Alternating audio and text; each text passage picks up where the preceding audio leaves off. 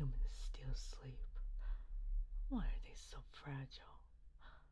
Although, to be fair, I ran them around the city and then fed on them afterwards. I'm being unfair. Wait, why do I care? They're human. They're just food, right?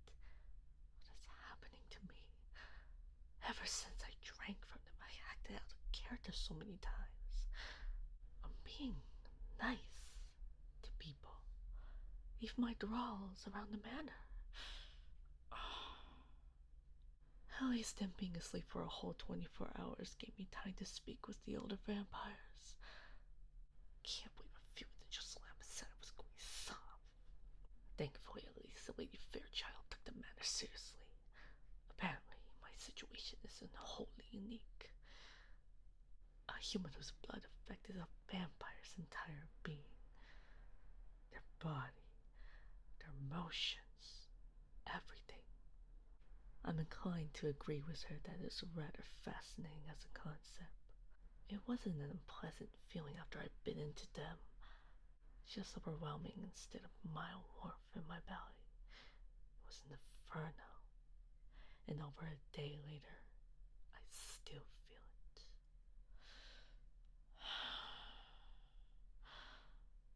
And now, I have to explain all of this and more to the human when they wake up. Wonder when they... Yes, what is it, my servant? Have they? At last. I was starting to worry I'd somehow damaged the human's mind when I controlled them earlier. And now that I think about it, they were surprisingly okay with it. Do they like vampires or something? Thank you. And could you ask Caroline to make her rose petal tea and bring it to the human's room, please? That'll be all. Dismiss. You are far longer than I thought you'd be human. Yes. What you remember was a hallucination or anything. Oh, that really happened.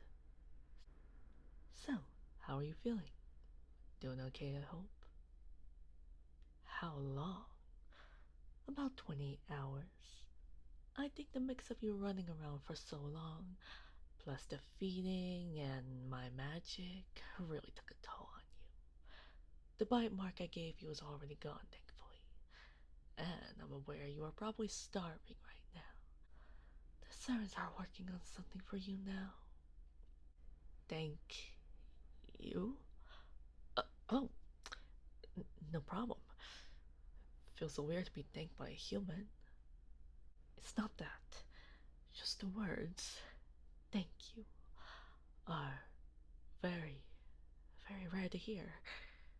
More so from non-vampires. Given normally it's begging for mercy or cries of terrors when it comes to you humans. Not to get back on track. While we wait for the servants to finish getting you something to eat, let's have that chat I promised we'd have when you woke up. There are a lot of questions to answer. Plus one you'll likely have yourself. Where to even start? Why I spared you? Decent enough starting point, I suppose. What should have happened was, after I fed you, was that I simply erased the memories of meeting me. You'd wake up later with what feels like a massive hangover, and we both carry on with our lives. However, your blood was extremely potent. I never even heard of the reaction my body had to your blood. Normally, a vampire's body is filled with warmth for a few hours, and their internal hunger is sated for a time. Your blood was like jumping in the sauna. I'm still warm from feeding him a full day later. That hunger I mentioned, gone. Completely gone. That's never happened to any vampire I know. It's normally saddened for a little while, but it always returns within 12 hours or so. have a few ideas as to what it was. Yes, I said we. I'm not the only vampire around here, nowhere near the oldest. There are a good number of us. We do try to keep ourselves mostly out of your mortal world. Not always possible, as you can see. My age, 183. As a vampire anyway. Counting my human years, I'm 210. I'll let you ask about me in a minute. Let's get back to the original topic, please. Okay, where was I? Oh, yes. I spared you because what your blood did to me was very abnormal. If this is something that could affect my kind as a whole, I need to know. So I asked around the much older and most traveled vampires about it while you slept. Most just laugh at me, but one did take it seriously. She told me of this thing called a vampire's diamond. Though not the actual name. Your human languages don't really have an equivalent, and that's the closest we could get. A vampire's diamond isn't so much a gem. It's a person. One whose blood erases our cursed hunger for an extended period of time, which then lets part of our old selves come back up to the surface. Not really. I'll always be a vampire. But it's like it's giving back us parts of our humanity, I guess. Ah, at last. Put that on the table, Caroline. Then you can go back to your normal duties. Here, rose petal tea. You may not like it, but you've got to get something in you. Lost a decent amount of blood after all. I'm glad you like it. And yes, I've also noticed I'm acting far nicer than most of you humans would think in terms of a vampire. What humans think about us is probably half right, half wrong with what you commonly think. I'll try to keep this brief. What you guys get wrong is the running water thing, getting invited inside, and the no reflections in mirrors. Well, there is one clan that doesn't have reflections, but everyone else does. What you do get right is our strength and speed, our magic to an extent. The fact that sunlight will kill us, not instantly, but prolonged exposure will reduce us to nothing. Holy water, the proper stuff anyway, hurts like hell. Wind stakes only do things if they hit our hearts. But even then, it's just paralysis.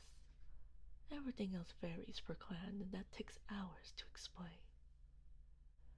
No, we aren't really meant to tell you all of that. But you are part of this world of darkness now. Sadly, the only true way out is death. I personally like to keep you alive, because more often than not, once the humans see our blood-red eyes, it's time for you to die. What? What do you mean they were gold? A vampire's eyes turn blood red when we use our powers. Look at mine, human. Gaze upon my red eyes. What? How? A mirror. I need a mirror. I don't believe you. There's no way they. Oh my god, they are. This is. I wasn't told about this happening. Great. You mess with my head, and now even my eyes. Don't know. I don't know. Looking in the mirror, golden eyes don't look half bad. I could probably get used to this change. Only concrete stuff we know about this supposed diamond is what I mentioned earlier. The diamond in terms of rumors my fellow vampires heard. However, is that vampires almost always get very attached to the humans they find to be their diamond. Your guess is as good as mine. I have no idea what they mean by attachment. I do believe that series of sounds is your food finishing. Don't worry about not hearing it. My ears are way better than yours. The rest of the tea is yours. I'll get out of your way so you can eat. Oh, really quick, before I forget, your rules of living here. Not many of you get to worry about. 1. You have to do as I say. 2. You aren't allowed to leave the manor grounds. And 3. You can't mention to anyone at all that I'm a vampire. I have to kill you and whoever you talk to if you do. Simple enough, right? And if you needed more encouragement for the last rule, you should know you have the same enemies as me now. Vampire hunters don't often care for the thralls of a vampire because they wouldn't be able to tell the difference between my servants and you. So please, behave yourself. I'd rather not lose my little diamond to those idiots. What's that look for? Yes, I just called you Diamond. I figured you prefer a more friendly sounding nickname rather than getting called human all the time. Does this make us friends? Hmm, I guess. I wouldn't pose to the thought. Having someone not controlled to talk to would be a pleasant change of pace here, admittedly. The servants here are very talkative. Friends with a human? Sure, why not?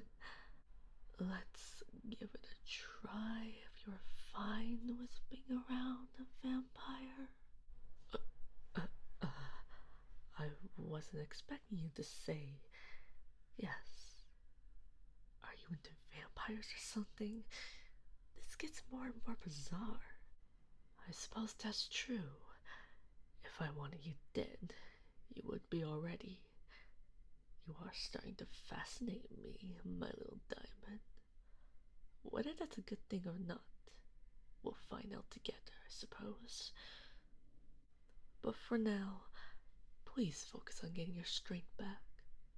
I will need to feed on you at some point later. Of course I need to bite you again. Your blood will not stay in my system forever, my little diamond.